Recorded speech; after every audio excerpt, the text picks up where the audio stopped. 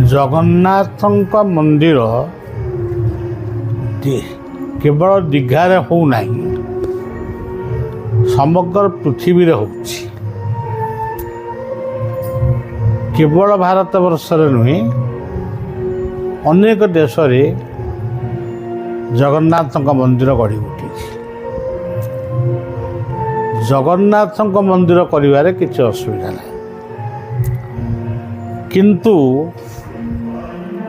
धाम शब्दटा सीटा सबु जगार व्यवहार करी हबा ना।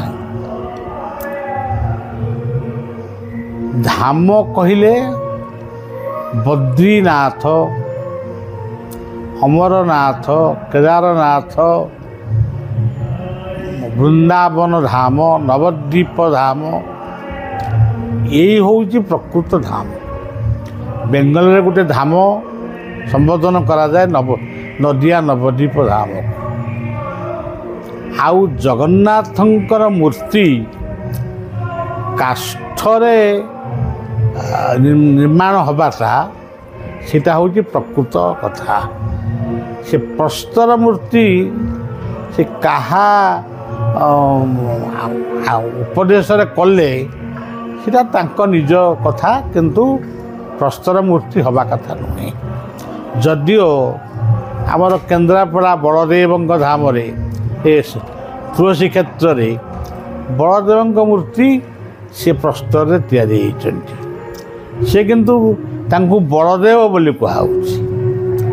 कि जगन्नाथंकर मूर्ति पृथ्वी रे जेउटी हेछि सबु काठरे, कि सबु जगन्नाथ जे नवकलवर हेबे एटा निश्चित हेबे ये कथा मध्य ठीक नुह।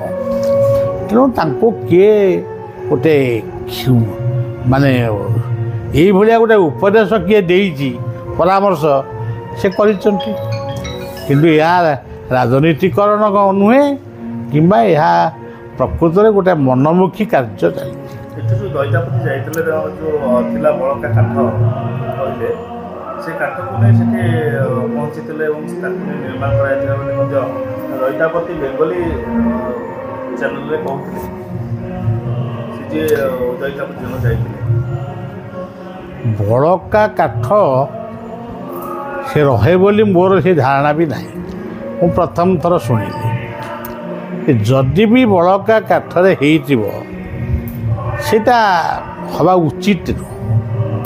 आज ममता बानार्जी मागिले ममता बानार्जी है आउ के भी मागिब। तेणु गोटे जगन्नाथ दर्शन तार अतीत इतिहास को चिंतन कले ये जावत केते झड़ झंझा भितर से अनुष्ठानटी से क्षेत्र बा से धामटी बंची रही। तेणु तार जो रेस्ट्रिक्शन सब रही ता नियम कानून अनुजाई कार्य करिया उचित। जदि आपंक आम भिडी भल लगा तेब आम चैनल को लाइक, शेयर और सब्सक्राइब करने को जमा भी भूलु नहीं।